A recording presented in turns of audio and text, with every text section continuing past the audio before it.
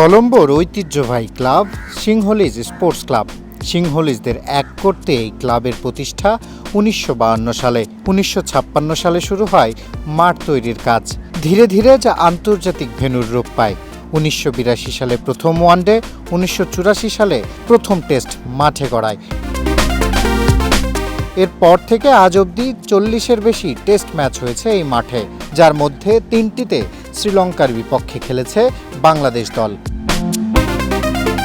২০০১ সালে নাইমুর রহমান দুর্জয়ের নেতৃত্বে, ২০০২ সালে খালেদ মাসুদ পাইলটের নেতৃত্বে ও ২০০৭ সালে মোহাম্মদ আশরাফুলের নেতৃত্বে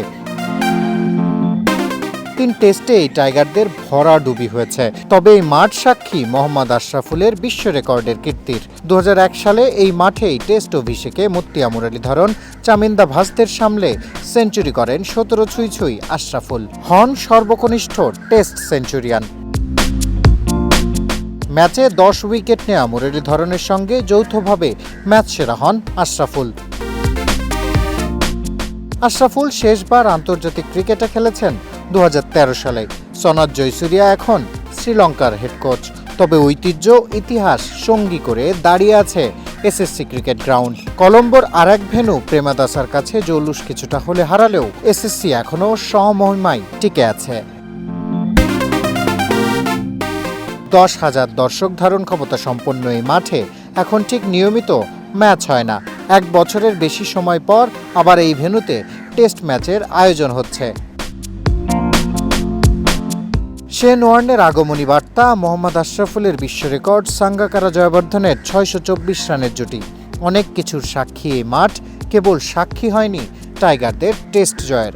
ওয়ানডেতে অবশ্য এক ম্যাচে জেতার রেকর্ড আছে, তবে সেখানে প্রতিপক্ষ ছিল পুচকে হংকং।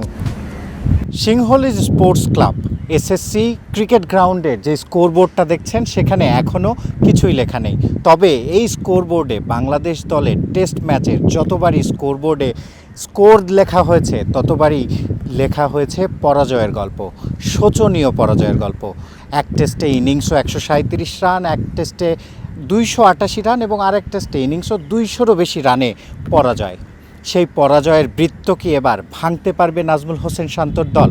সেটাই বড় প্রশ্ন। শিহাব হাসান খান, ক্রিকেট ৯৭, কলম্বো, শ্রীলঙ্কা। দেশ জুড়ে তোলপাড় ওয়ালটন ফ্রিজ কিনে আপনিও হয়ে যেতে পারেন মিলেনিয়ার।